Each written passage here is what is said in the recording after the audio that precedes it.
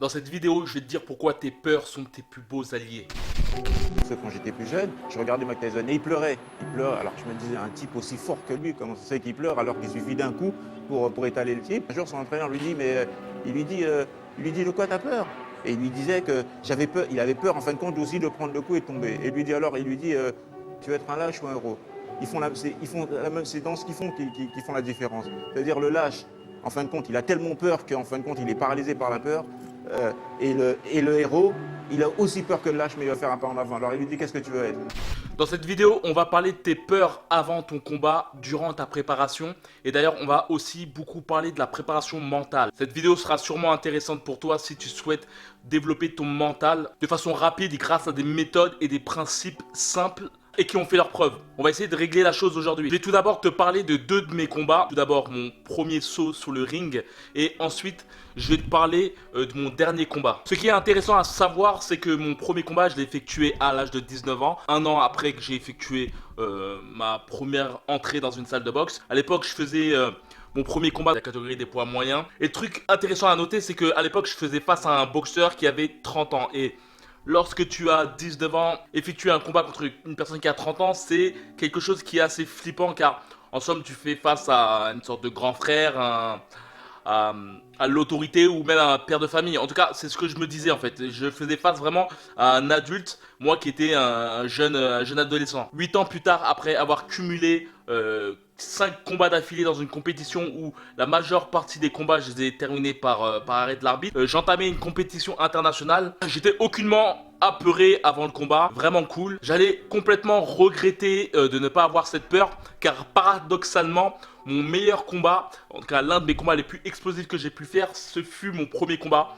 J'étais vraiment focus. J'ai arrêté mon adversaire à la deuxième reprise. Par contre, mon dernier combat, ce fut un très très bon combat. J'étais blessé auparavant à l'un de mes points, mais j'ai perdu le combat par jet de l'éponge à quelques minutes de la fin. La peur que j'ai eue avant le premier combat que j'ai pu faire était extrêmement précieuse car elle m'a permis d'être focus, d'être super concentré. Il faut savoir aussi par rapport aux peurs, c'est que j'ai pu m'informer sur le net et sur plusieurs livres de développement personnel. On a à peu près 50 000 à 60 000 pensées par jour et une grande partie de ces pensées sont négatives. Et d'ailleurs, il y a une phrase intéressante que j'ai pu lire dans un livre qui s'appelle Les outils des gens, que je te conseille, qui l'auteur Tim Ferriss dit que au bout du compte, les mauvaises pensées, toutes les pensées négatives qu'on a dans notre crâne, il fallait les voir comme un enfant apeuré, comme un gosse apeuré en fait. On avait un gosse apeuré qui avait peur de tout. Et en fait, il fallait savoir le soulager avec des affirmations positives et aussi qu'on doit vivre avec ces pensées négatives et qu'on doit savoir les cajoler entre parenthèses. Néanmoins, il faut savoir l'écouter car il y a aussi un côté positif dans ces réflexions négatives qui ont pour but de te protéger. Si tu me suis depuis plus d'un an, tu sais que je t'ai fait un bon nombre de résumés de livres de développement personnel. Ces résumés avaient pour but de partager mes connaissances, plutôt les choses que j'ai pu lire, et aussi de me les mettre dans le crâne en fait. Le fait de les lire en fait m'ont permis aussi de m'ancrer ça dans mon crâne.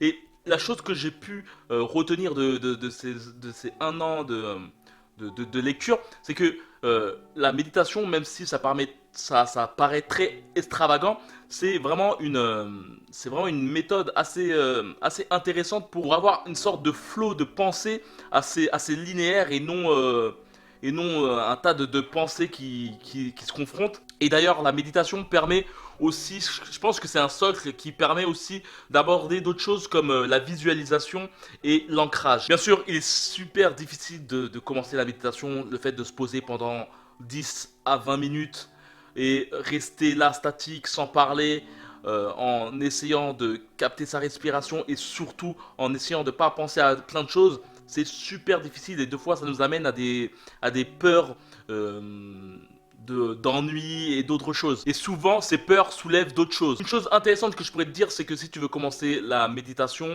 il y a un truc intéressant, c'est de respirer comme une femme enceinte. Tu souffles de façon aléatoire avec une puissance aussi aléatoire.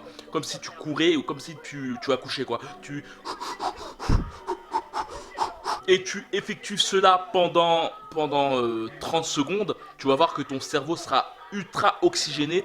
Et lorsque tu vas te poser, tu seras complètement peace et tu pourras ensuite adopter une respiration à la cool. Donc, en somme, tes pensées négatives, même durant tes combats, le fait de te dire ah putain, je sais pas si je vais là, justement, elles seront toujours là. Toutes tes pensées négatives sont toujours là, comme l'a pu le dire Mormec sur Mike Tyson. Entre le lâche et le courageux, les deux sont pareils, sauf que le courageux effectue une action. Et il faut bien savoir que tes pensées amènent à une émotion. C'est-à-dire tes mauvaises pensées amènent à une mauvaise émotion.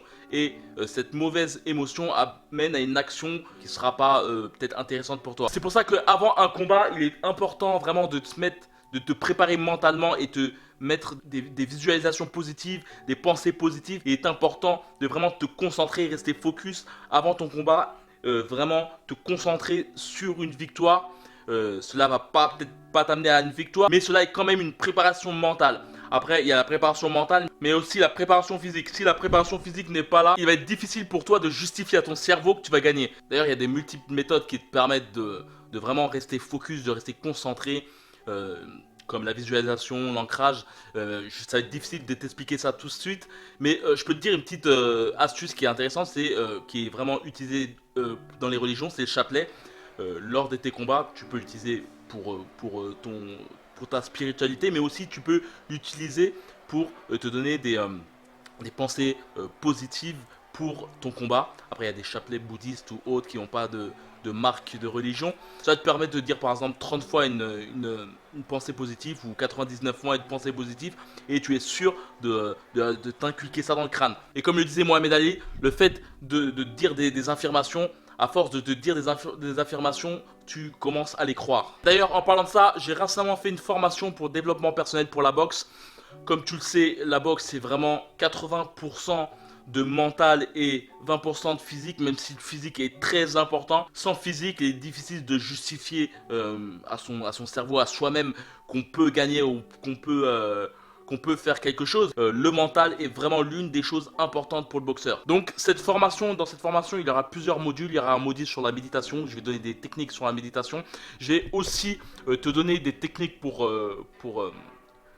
t'approprier tes pensées, pour pouvoir les comprendre, être ton propre coach mental. Une chose que je pourrais te dire déjà dès à présent, c'est que si tu veux vraiment t'approprier tes pensées, il faut savoir écrire. Il est important d'écrire dans un bloc-notes, de trouver un livre et d'écrire. Lorsque tu dors et tu réfléchis trop, écris tout ce que tu as à dire, tout ce que tu penses, écris-le et tu verras que ça va partir, quoi. Tu auras plus de facilité à dormir par la suite. Après, ça, c'est une méthode. Il y en a plusieurs et des autres plus tenaces qui te permet vraiment d'être ton propre psychologue. En tout cas, là, je parle de boxe. Je ne parle pas dans la vie privée. Donc cette formation sera peut-être intéressante pour toi si tu souhaites vraiment renforcer et développer ton mental pour la boxe, être vraiment focus, être vraiment carré dans ta boxe. D'ailleurs, cette formation est en promotion avec toutes les autres formations. Donc n'hésite pas à aller dans la description et cliquer sur le lien de formation. Bien sûr, tout ça termine jusqu'à mercredi prochain. Cela permettra aux personnes motivées d'avoir une formation clé en main. Au sujet de la méditation, dans la méditation aussi, je vais t'expliquer des méthodes simples pour te mettre en méditation directe. Je vais te parler aussi du troisième œil. Le troisième œil, c'est une chose, on dit que c'est là qui contiendrait l'âme, c'est l'endroit où l'âme serait contenu, mais c'est aussi un socle pour pouvoir bien diriger sa méditation, et je vais t'expliquer comment le trouver assez rapidement. Ensuite, par la suite, on parlera de visualisation. La visualisation, ça te permet de visualiser une victoire, de visualiser que du bien, quoi, à la place de visualiser du négatif. Et dans ce module, il y aura un petit peu de PNL, même s'il y aura un module vraiment consacré à la PNL. La formation est disponible dès maintenant dans la boutique Ricans. Si tu souhaites vraiment renforcer ton mental et avoir une formation clé en main, sans blabla, c'est vraiment, je te dis tout ce que je mets en pratique pour moi-même aussi. N'hésite pas à aller dans la boutique Ricans. Comme je t'ai dit, c'est en promotion jusqu'à mercredi prochain. Voilà, n'hésite pas à me dire ce que tu en penses dans les commentaires. N'hésite pas à t'abonner à la chaîne Ricans. J'essaierai de faire de petits résumés de cette formation durant cette semaine. Et comme d'habitude, que la boxe est avec toi.